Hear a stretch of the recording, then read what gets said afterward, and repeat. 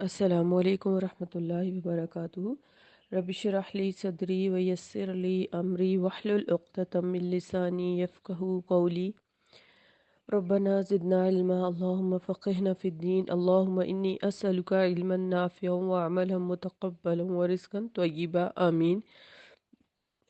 13वां पारा और सूरह राद हमने कल स्टार्ट की थी। आयत नंबर 7 तक हमने पढ़ा था, जिसमें हमने अल्लाह सुब्हान व तआला के कुदरत की निशानियों के अलावा ये भी पढ़ा था कि अल्लाह ताला ने बार बार ये एहसास दिलाया था कि कुफ़ार मक्का जो असर नो पैदा होने से इनकार कर रहे हैं, क्या वो देखते नहीं कि अल्लाह ताला ने कैसे कुदरत के अजायबात बना रखे हैं, किस तरह अल्लाह ताला ने सूरज चाँद को मुसख्खर कर रखा है और आसमान को बग़ैर सतूनों के खड़ा कर रखा है, उस ज़मीन को कैसे फैला रखा है और ज़मीन के अंदर कैसे तरह तरह के नबातात जो हैं वो पैदा किए हैं। तो ये सारी चीज़ें क्या अहले मक्का को नज़र नहीं आती? तो ये सारे दलाइल देने के बाद अल्लाह सुब्हान व तआला ने फरमाया कि जो लोग यानी काफिर कहते हैं कि इस नबी पर इसके परवरदिगार की तरफ से कोई मुअज्जा क्यों नहीं उतारा, तो आप सल्लल्लाहु अलैहि वसल्लम तो सिर्फ इनको डराने वाले हैं, क्योंकि हर कौम के लिए एक रहनुमा होता है। आज की आयत नंबर 8। औज़ुबिल्लाहि मिनश्शैतानिर्रजीम बिस्मिल्लाहिर्रहमानिर्रहीम। अल्लाहु यालमु मा तहमिलु कुल्लु उन्सा व मा तगीज़ुल अरहामु व मा तज़दादु व कुल्लु शैइन इंदहु बिमिक़दार। अल्लाह तो वो है कि हर एक मादा जो कुछ अपने पेट में उठाए हुए है उसे जानता है, और जो कुछ इनके पेटों में कमी बेशी रहती है वो उसे भी जानता है, और उसके यहाँ हर चीज़ की एक मिक़दार मुकर्रर है। इस आयत के अंदर अल्लाह सुब्हान व तआला के इल्म की वुसअत बताई जा रही है कि अल्लाह ताला इन लोगों की सरजिश को खूब जानता है। सरिश्त को अल्लाह ताला इनकी सरिश्त को खूब जानता है, और इस वक्त से जानता है जब ये अपनी माओं के पेटों में थे, यानी ये जो इनकार करने वाले हैं। इसके इल्म की वुसअत का ये हाल है कि वो ये जानता है कि हर मादा के पेट में नुत्फ़े पर क्या तब कुछ तब्दीलियाँ वाक़या होती हैं, इससे शक्ल सूरत क्यों कर बनती है, नीज़ ये कि पेट में एक बच्चा है या ज़्यादा है, बच्चा तंदुरुस्त होगा या वो अंधा या लंगड़ा और अपाज पैदा होगा, लंबे कद का होगा या पस्त कद का, नाकिसुल अकल होगा या ज़हीन, नेकबख्त होगा या बदबख्त, ज़िद्दी और सरकश होगा या हक़ को कबूल करने वाला, इसकी इस्तेदाद कार कितनी होगी। ये सब इसलिए कि क्योंकि हर चीज़ के लिए इसने एक अंदाज़ा मुकर्रर कर रखा है। आयत नंबर 9। आलिमुल गैबी व शहादतिल कबीरुल मुतआल। ये वो छुपी और ज़ाहिर हर तरह की बातों को जानने वाला है, सबसे बड़ा है आलीशान वाला। यानी माजी, हाल और मुस्तकबिल अल्लाह की निगाहों में यकसा हैसियत रखते हैं। वो पेश आने वाले वाक़यात को भी इसी तरह जानता है जिस तरह गुज़रे हुए वाक़यात और मौजूदा हालात को जानता है, या वो इन कवानीन फ़ितरत को भी इसी तरह जानता है जिन्हें अभी तक इंसान दरियाफ़्त नहीं कर सका, या वो इसकी दस्तरस से बाहर है जिस तरह इन कवानीन को जानता है जिन्हें इंसान दरियाफ़्त कर चुका है या कर रहा है। गर्ज़ गैब और शहादत इतने वसीउल मफ़हूम अल्फाज हैं कि इनमें बहुत से मानी की गुंजाइश मौजूद है, और इसके अलावा इसके इल्म की ये लामहदूद वुसअत ही इसके सबसे बड़ा और आलीशान होने की दलील है। आयत नंबर 10। सवाउम मिनकुम मन असर्रल कौला व मन जहर बिही व मन हुआ मुस्तख्फिम बिल्लैली व सारिबुम बिन्नहार। तुम में से कोई अगर बात मख्फी तौर पर कहे या पुकार कर कहे, यानी छुपा कर कहे या जाहिर करके कहे, वो इसके लिए बराबर है। इसी तरह कोई अगर रात की तारीकी में छुपा हुआ हो या दिन की रोशनी में चल रहा हो, इसके लिए बराबर है। इस आयत में ज़माना हाल से मुतल्लिक दो मिसालें पेश की गईं, और इन मिसालों में गैब और हाजिर दोनों आ जाते हैं। मसलन एक आदमी अपने दिल में कोई बात करता है या सोचता ही है तो ये हम लोगों के लिए गैब है, और दूसरा बुलंद आवाज़ से पुकार कर करता है, ये हम लोगों के लिए हाजिर है। मगर अल्लाह के यहाँ दोनों में कोई फ़र्क नहीं, वो गैब को भी वैसे ही जानता है जैसे हाजिर को। इसी तरह एक शख्स रात की तारीकी में छुप छुपा कर कोई काम करता है तो ये हमारे लिए गैब है, और दूसरा दिन दहाड़े बरसरे आम कोई काम करता है तो ये हमारे लिए हाजिर है। मगर अल्लाह के यहाँ दोनों में कोई फ़र्क नहीं, वो गैब को भी इतना ही जानता है जितना हाजिर को जानता है।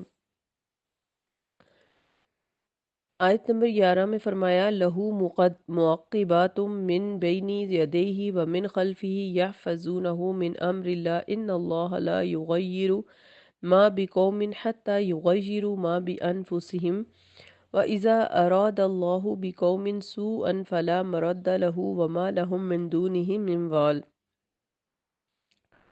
ہر شخص کے آگے اور پیچھے اللہ کے مقرر کردہ نگران ہوتے ہیں، یعنی کہ فرشتے جو اللہ کے حکم سے اس کی حفاظت کرتے ہیں۔ اللہ تعالیٰ کسی قوم کی اچھی حالت کو اس وقت تک نہیں بدلتا جب تک کہ وہ اپنے اوصاف خود نہ بدل دے، اور جب اللہ تعالیٰ کسی قوم پر مصیبت ڈالنے کا ارادہ کر لے تو پھر اسے کوئی ٹال نہیں سکتا، نہ ہی اس کے مقابلے میں اس قوم کا کوئی مددگار ہو سکتا ہے۔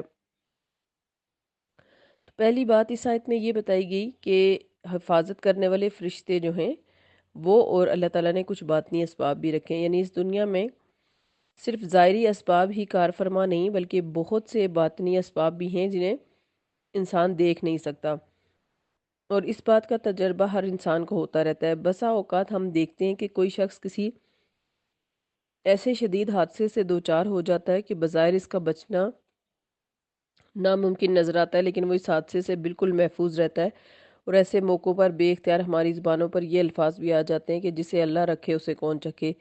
انہی غیر مرئی چھپے اسباب کی اس آیت میں وضاحت کی گئی ہے کہ یہ محض اتفاقات نہیں ہوتے بلکہ اللہ تعالیٰ کے مقرر کردہ فرشتے ہوتے ہیں جو ایسے خوفناک موقعوں پر انسان کو محفوظ رکھتے ہیں اور اس مدت تک اس کی حفاظت کرتے رہتے ہیں جب تک کہ اس کی موت کا وقت نہیں آ جاتا، اور جب موت کا وقت آ جاتا ہے تب انسان کی سب تدبیریں دری کی دری رہ جاتی ہیں۔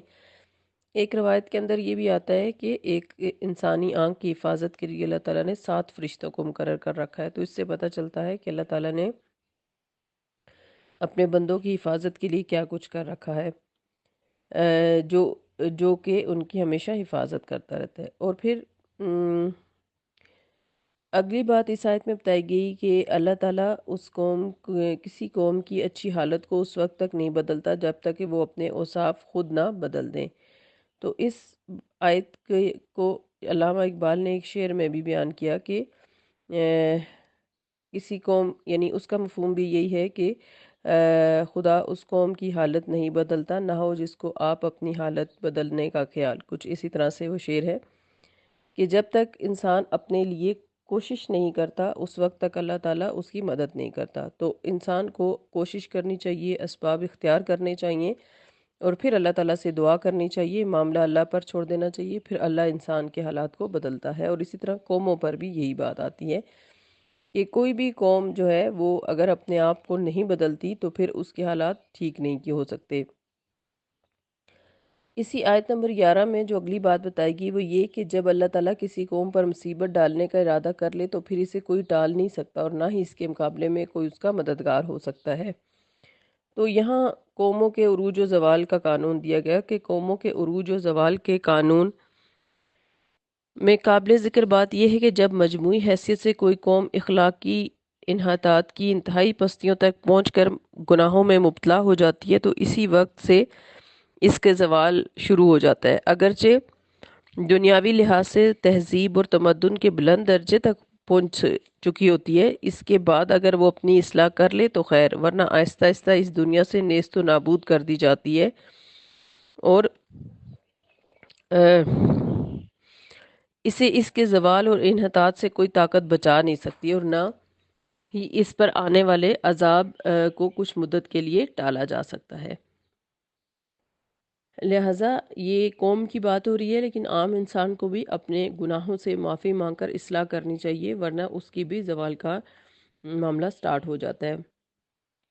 آیت نمبر 12 هُوَ الَّذِي يُرِيكُمُ الْبَرْقَ خَوْفًا وَطَمَعًا وَيُنشِئُ السَّحَابَ الثِّقَالَ، وہی تو ہے جو تمہیں بجلی دکھاتا ہے جس سے تم ڈرتے بھی ہو اور امید بھی رکھتے ہو، اور وہی پانی سے بوجھل بادلوں کو اٹھاتا ہے۔ تو یہاں اس آیت میں پانی سے لدے ہوئے بادلوں کے وزن کا اندازہ کچھ اس بارش سے اور کچھ اس رقبے سے لگایا جا سکتا ہے جہاں یہ بادل برستا ہے۔ ہوا جو ایک ہلکے سے کاغذ کا بوجھ بھی برداشت نہیں کرتی، اور وہ کاغذ جو ہے وہ گر پڑتا ہے، کروڑوں ٹن پانی والے بادلوں کے بوجھ کو اس طرح اپنے دوش پر اٹھائے پھرتی ہے جس کا تصور کرنے ہی سے اللہ کی بے پناہ قدرت کا اندازہ ہو جاتا ہے۔ یہ پانی سے بھرے ہوئے بادل کبھی تہ بدہ بنتے جاتے ہیں۔ اس پانی میں کوہر بائی قوت موجود ہوتی ہے، کسی تہ میں مثبت بجلی ہوتی ہے، کسی میں منفی۔ جب یہ بادل ملتے ہیں تو بجلی کے جذب سے زبردست دھماکہ اور آتشی شعلہ پیدا ہوتا ہے۔ اسی آتشی شعلے کو برق یا چمک والی بجلی کہتے ہیں۔ اس دھماکے کو رعد یا کڑک کہتے ہیں۔ برق تو فوراً اہل زمین کو نظر آ جاتی ہے، لیکن رعد یا کڑک چند لمحے بعد سنائی دیتی ہے، کیونکہ آواز کی رفتار روشنی کی رفتار کی نسبت بہت کم ہوتی ہے۔ اکثر تو یہ بجلی انہی بادلوں کے پانی میں جذب ہو جاتی ہے، اور جب یہ زیادہ مقدار میں پیدا ہو یا کسی دوسری وجہ سے زمین پر گرتی ہے تو ایسی گرنے والی بجلی کو صاعقہ کہا جاتا ہے۔ لہٰذا انسان جب بجلی چمکتے دیکھتے تو اسے امید ہوتی ہے کہ باران رحمت برسے گی، اور خوف یہ ہوتا ہے کہ یہ کڑک کہیں اسے بہرا نہ کر دے۔ اسی لیے سخت کڑک میں انسان اپنی انگلیاں کانوں میں ڈال لیتا ہے، اور یہ خطرہ بھی ہوتا ہے کہ کہیں بجلی گر کر تباہی کا باعث نہ بن جائے۔ یہ تو وہ توجیہ ہے جو ہمارے ماہرین طبیعیات اور سائنسدان پیش کرتے ہیں، لیکن اسلامی عقیدے کی روح سے یہ رعد اور برق وغیرہ طبعی قوانین کا نتیجہ نہیں، بلکہ کائنات کے انتظام پر اللہ تعالیٰ نے فرشتوں کو مقرر کر رکھا ہے۔ وہی مدبرات امر ہیں۔ بادل اور بارش پر میکائیل فرشتہ مقرر ہے، وہی بادلوں کو ہانکتا اور چلاتا ہے، اور اس طرح ہانکتا ہے جدھر اللہ کا حکم ہو۔ پھر بارش اسی مقام پر برستی ہے جہاں اللہ کی مرضی ہو۔ اسی فرشتے کے کوڑے مارنے سے رعد اور برق پیدا ہوتی ہے، اور گرنے والی بجلی بھی صرف وہاں گرتی ہے جہاں اللہ کا حکم ہوتا ہے، اور اللہ کو اس کا تباہ کرنا مقصود ہوتا ہے۔ چنانچہ سیدنا عبداللہ بن عمر رضی اللہ عنہما فرماتے ہیں کہ جب آپ صلی اللہ علیہ وسلم گرج کی آواز سنتے تو فرماتے، اے اللہ، ہمیں اپنے غضب سے مار نہ ڈالنا، اور اپنے عذاب کے ذریعے سے ہمیں ہلاک نہ کر ڈالنا، اور ہمیں اس سے پہلے عافیت دینا۔ یہ جامع ترمذی کی حدیث ہے۔ بادلوں کے برسنے اور ان کی روانی اور ان کے سمت اختیار کرنے پر اللہ تعالیٰ کا جس قدر کنٹرول ہے، اس کا اندازہ ہم اس حدیث سے کر سکتے ہیں۔ سیدنا ابو ہریرہ رضی اللہ عنہ فرماتے ہیں کہ آپ صلی اللہ علیہ وسلم نے فرمایا، ایک آدمی جنگل میں جا رہا تھا، اس نے بادل سے ایک آواز سنی جیسے کوئی کہہ رہا ہو، جا کر فلاں شخص کے باغ کو سیراب کر دو۔ وہ بادل ایک طرف چلا، پھر وہاں ایک پتھریلی زمین پر برسا، ایک نالی نے وہ سب پانی جمع کیا، وہ آدمی اس پانی کے پیچھے پیچھے چلا۔ آگے چل کر اس نے دیکھا کہ ایک آدمی اپنے باغ کو سیراب کرنے کے لیے بیلچے کے ذریعے سے اس کی نالی درست کر رہا ہے۔ نالی درست ہوئی تھی کہ بارش کا یہ پانی وہاں پہنچ گیا۔ پیچھے پیچھے چلنے والا یہ شخص اللہ کی قدرت پر بہت حیران ہوا، اور باغ والے سے پوچھا، اللہ کے بندے، تمہارا نام کیا ہے؟ اس نے وہی نام بتایا جو اس نے بادل سے سنا تھا۔ اب باغ والے نے اس شخص سے پوچھا، اللہ کے بندے، تم میرا نام کیوں پوچھتے ہو؟ وہ کہنے لگا، میں نے اس بادل سے جس کے پانی سے تم اپنا کھیت سیراب کر رہے ہو یہ آواز سنی تھی کہ جا کر فلاں شخص کے باغ کو سیراب کرو۔ اس میں تمہارا ہی نام لیا گیا تھا۔ اب تم یہ بتاؤ کہ تمہارا وہ کون سا عمل ہے جس کی وجہ سے اللہ تم پر اتنا مہربان ہے؟ باغ والا کہنے لگا، اب جب کہ تم نے یہ بات سن ہی لی ہے تو میں تمہیں بتاتا ہوں کہ اس باغ سے جو پیداوار ہوتی ہے میں اس کا 1/3 حصہ صدقہ کر دیتا ہوں، اور 1/3 میں اور میرے اہل و عیال کھاتے ہیں، اور 1/3 اسی باغ میں لوٹا دیتا ہوں، یعنی اگلی فصل کے خرچ کے اخراجات پر صرف کرتا ہوں۔ یہ صحیح مسلم کی حدیث ہے۔ یہاں یہ سوال پیدا ہوتا ہے کہ مشرکین بھی تو یہی کہتے ہیں کہ بادلوں یا بارش کا مالک فلاں فرشتہ یا دیوتا ہے، اور موت کا فلاں اور فلاں کام کا فلاں، تو پھر اس میں اور مسلمانوں کے عقائد میں کیا فرق ہے؟ اس سوال کا جواب یہ ہے کہ مشرکوں کا عقیدہ یہ ہے کہ فلاں فرشتہ یا فلاں دیوتا بادل یا بارش کا دیوتا ہے، جہاں چاہے بارش برسائے، اسی لحاظ سے اس کی عبادت کر کے اسے خوش رکھنے یا اس کے غضب سے بچنے کی کوشش کی جاتی ہے، اور ان فرشتوں یا دیوتاؤں کو تدبیر امور میں اللہ کا شریک بنایا جاتا ہے۔ لیکن اسلامی عقیدے کی روح سے فرشتے مالک اور مختار نہیں، بلکہ اللہ کے حکم کے فرمانبردار غلام اور اللہ کے حکم پر مامور ہیں۔ اسی لیے ان آیات میں اللہ نے واضح طور پر فرما دیا کہ کڑک بھی اور فرشتے بھی دونوں اللہ کی تسبیح اور تقدیس کرتے ہیں، اور یہ عین بندگی اور غلامی ہے، جیسے کہ کائنات کی ہر چیز اللہ کی تسبیح اور تقدیس بیان کر رہی ہے۔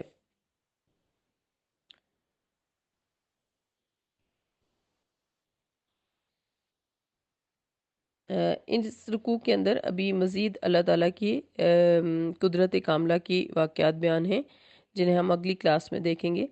آج ہم نے جو آیات پڑھی اس میں ہم نے یہ دیکھنا ہے، اور چونکہ اللہ تعالیٰ ہمیں بار بار کائنات کی نشانیوں کے بارے میں بتا رہے ہیں اور یہ بھی کہہ رہے ہیں کہ اللہ تعالیٰ نے یہ سب چیزیں حق کے ساتھ پیدا کی ہیں اور یہ اللہ کی قدرت کی نشانیاں ہیں، اور ایک مومن جو ہے اس کو اللہ کی کائنات میں یعنی کونی نشانیوں میں غور و فکر کرنا چاہیے۔ تو اس سے پہلے بھی آپ نے کے سامنے بادل برسے ہوں گے، اور ایسا ہی ہوا ہوگا کہ بادل ہواؤں کے ذریعے سے آہستہ آہستہ کسی علاقے پر پہنچے ہوں گے اور پھر اللہ کے حکم سے وہ برسے ہوں گے۔